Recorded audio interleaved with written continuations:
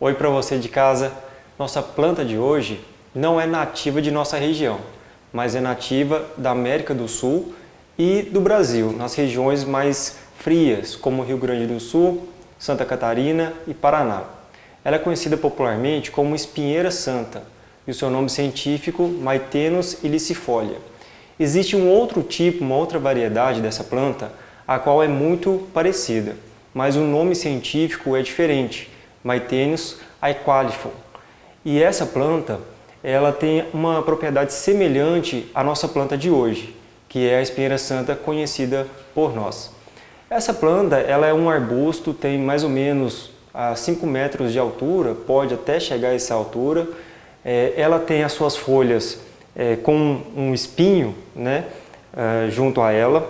Deve-se tomar cuidado para não espetar. Esse espinho é bem rígido, né? É uma proteção dessas folhas aqui, tá? E o horário de colheita deve ser após as 10 horas da manhã. Isso para manter as propriedades medicinais dessa planta, para fazer um melhor efeito para a utilização. O período do ano para colheita é de maio até outubro, sendo então a sua colheita realizada após as 10 e depois pode ser seca. Se a secagem for feita de modo adequado, essa planta pode ser armazenada em um recipiente fechado, longe de calor e umidade, até por um ano. E essa utilização, sendo preparação através de uma infusão do tipo chá, e a utilização de 3 até 6 vezes ao dia. Tem propriedades medicinais comprovadas com bastante estudo científico, é uma planta segura, que não causa muitos problemas de toxicidade se for utilizado de forma bem adequada, mas para pessoas que estão lactantes, que fazendo a amamentação de crianças, ela não deve ser utilizada porque ela reduz a quantidade do leite produzido. Então esse é um cuidado que deve ser utilizado. Aliás, as plantas medicinais não devem ser utilizadas durante a gestação e nem durante a amamentação. Isso porque nós corremos risco de alguma planta favorecer a contração uterina, né, do feto e expulsar esse feto do ventre de forma antecipada, ou até mesmo fazer com que a criança possa desmamar mais cedo, passando o gosto da planta para o leite. E dessa forma a criança não consegue aceitar o leite da mãe. Essa planta aqui então, nós colhemos ela, fazemos então a sua lavagem, folha por folha, não precisa ter um cuidado muito especial porque as folhas são rígidas, né? Então deixa a água cair na parte posterior e anterior à folha.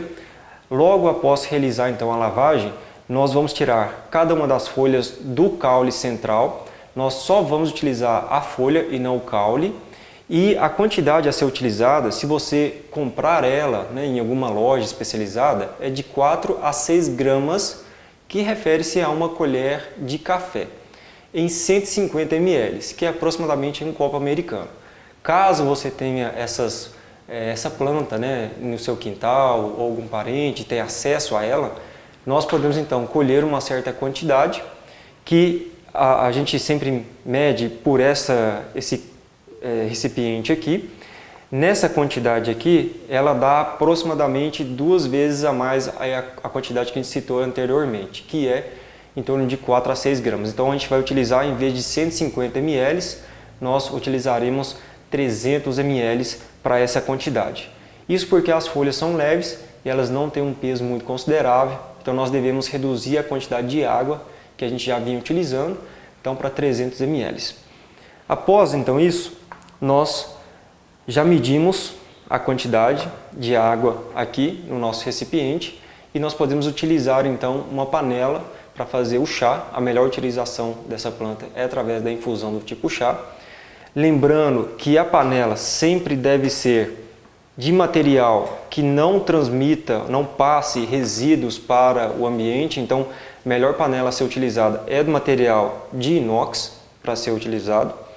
Podemos então adicionar a planta, a nossa quantidade aqui de espinheira santa, nesse recipiente, né?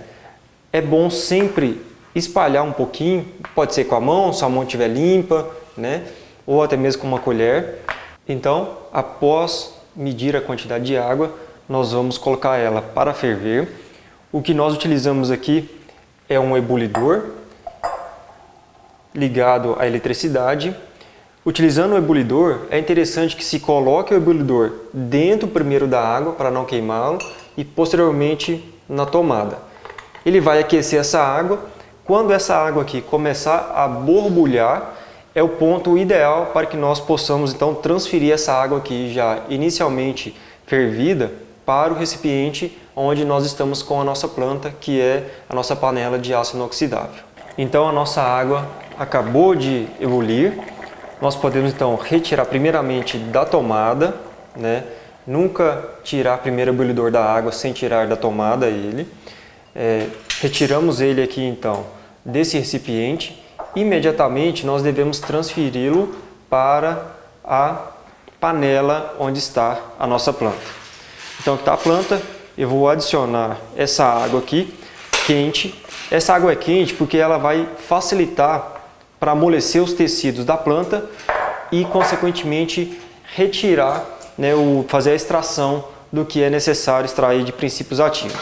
A tampa sempre é importante, porque com a tampa nós conseguimos abafar e manter o calor aqui dentro, né, desse recipiente, e nós devemos deixar então aqui entre 5 a 10. Como essa planta é uma planta que não é suculenta, é mais firme, mais rígida, é necessário que nós deixemos aqui por 10 minutos marcando no relógio a partir do momento que nós adicionamos a água. Lembrando que essa planta aqui, a principal indicação dela é para problemas de gastrite, né, de úlceras, gastrite, problemas estomacais.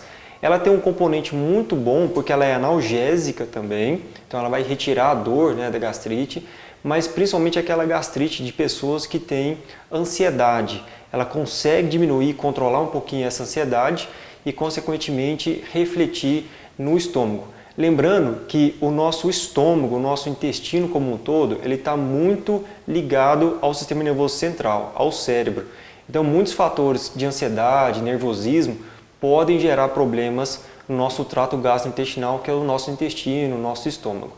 Especialmente, né, algumas pessoas contêm uma patologia, uma doença que é a gastrite nervosa, proveniente dos sintomas de ansiedade que refletem lá no estômago, gerando a gastrite, até mesmo a úlcera, que é uma ferida. Tá?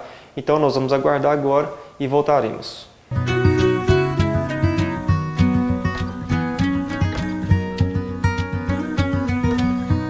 Então, depois de esperar os 10 minutos, nós podemos coar o nosso chá aqui em um outro recipiente, né? Esse chá aqui, se vocês quiserem preparar com a planta também mais triturada, é possível. Quanto mais triturada essa planta estiver, né, mais picotada, cortada, melhor será, porque o líquido entrará em contato mais facilmente com as partes desse vegetal. Então aqui, né, vocês podem perceber que houve uma mudança de coloração. Isso indica que essa planta realmente extraiu, né, os componentes da planta. Tá? E aí nós podemos transferir esse chá aqui para um outro recipiente que seja com tampa fechado. Caso vocês queiram utilizar o chá morno, pode ser utilizado dessa forma aqui, servir as demais pessoas que estão presentes com você. Ou se você for armazenar ele em geladeira, para tomar ele gelado, ou for tomar mais à tarde, né, nós recomendamos que seja um recipiente com tampa e na geladeira para conservar os princípios ativos. Lembrando que o chá ele só pode ser armazenado por no máximo 12 horas. Então não utilizou ele por 12 horas, deve ser descartado e preparado um novo chá, lembrando do horário de colheita dessa planta. Tá? Então aqui nós vamos transferir para um recipiente que esteja com tampa e vamos provar para saber o gosto que essa preparação tem, né? Aqui eu já tenho comigo uma xícara, tá? Vocês podem servir também aí em um copo americano, outros recipientes, né? Mas aqui nós vamos utilizar a xícara e colocar uma certa quantidade. Não precisa ser muito, cerca de 1/3, tá, da xícara. Tá? Uma quantidade pequena, 1/3 dessa xícara, e nós podemos então degustar o chá. O seu gosto, ele não é amargo, não é adstringente, é bem saboroso de tomar. Não é necessário adoçar, mas caso vocês queiram, pode ser utilizado açúcar mascavo ou até mesmo mel, e sempre que possível evitar o açúcar cristal, porque ele é utilizado um processo na qual faz-se o uso de alguns solventes para deixar esse açúcar mais claro. Então nós vamos de alguma forma colocar esses solventes também no nosso chá, e não é bom. Então a degustação, sempre que possível, de qualquer planta deve ser sentindo o sabor, o aroma, o sabor dessa planta mesmo. Então aqui fica a nossa dica de hoje, para vocês sobre essa planta aqui, com bastante respaldo científico. Muita gente creio que conheça essa planta, mas que pode ser utilizado então de modo bem favorável para os problemas estomacais de gastrite e úlcera também, tá bom? Aqui a Farmácia Verde se faz presente, cultivando saúde.